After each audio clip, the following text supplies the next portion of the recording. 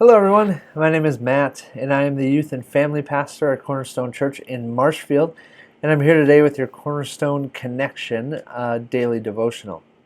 So, on Wednesday night, of course, I had the privilege of teaching our students at Cornerstone Student Ministries. And so often, what I have the privilege of teaching on those nights is something that I'm able to then transfer to our daily devotional in a shorter amount of time and just kind of share the main point of what we talked about. So we started this Christmas series called New Season's Greetings, and what we were focused on Wednesday night was how during the Christmas season, I think you'll agree with me, we add a lot of things. We add a lot of stuff to the actual point of the season. There's a lot of things that we do. There's a lot of events that we have. There's a lot of gifts that we wrap. There's a lot of cookies that we bake. There's a lot of trees that we put up and put lights on. And a lot of parties and all this kind of stuff that we add into the Christmas season. And I think if we really step back and think about it, I think we find out that a lot of this stuff actually isn't necessary, even though we feel like it is. There's traditions, norms within our families, within our friend groups, at our workplaces that we go, it's Christmas, we have to do this, or we've always done it. This is necessary. Yet it's those things that we deem necessary sometimes that cause us to get frustrated, stressed out, upset during the Christmas season. Well, we looked at a text on Wednesday night that has nothing really to do with the normal Christmas story, but it can certainly be applied to this Christmas season. And it was Luke chapter 10, verses 38 and 42. And they might ring a bell for some of you because it's the very famous account of Martha and Mary. And when Jesus comes into town and he's invited to dinner at their house. And so if you want to join me there, go to Luke chapter 10, verse 38. And we're going to see what happens here. And I'm just going to unpack one short thing.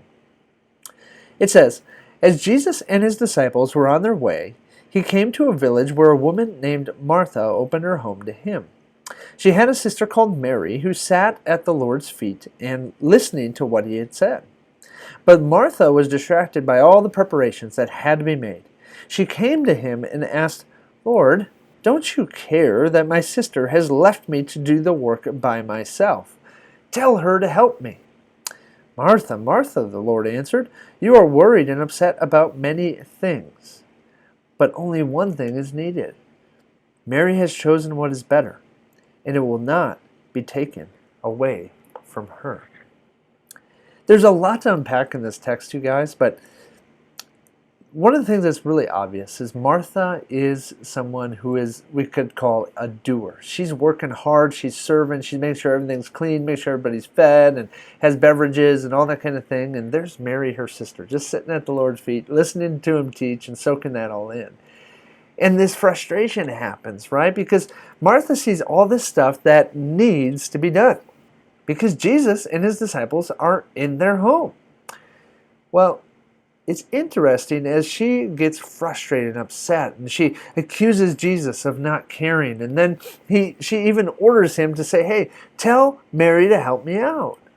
We just see this frustration boil over, this stress boil over, and she just lashes out. And isn't it true that you and I, this is how we can look during the Christmas season, but not just then, all times of the year, when we put a lot of things on the needs list that actually don't even belong there? And what's interesting is Jesus tells Martha in his response to her when she's all upset, he says, you know what? Verse 42, only one thing is needed. Well, what's that one thing? Well, what's Mary doing? She's being with Jesus. Jesus says, we put so many things on the needs list that have to get done and have to be this perfect way. And Jesus says, you know what? Actually, only one thing is necessary. In all of life, one thing is necessary. It's the reason I came. And that one thing that is necessary is to be with me. One thing is needed is to be with me because I came to be with you. And so, friends, as we enter this Christmas season, let me ask you to consider what's on your needs list, on your necessary list, and what can be moved off that list.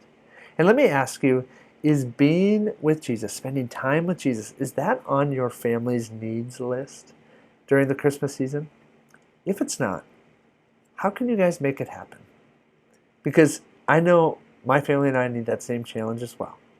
So consider that as you go on your day today, and we'll see you next time on the Cornerstone Connection.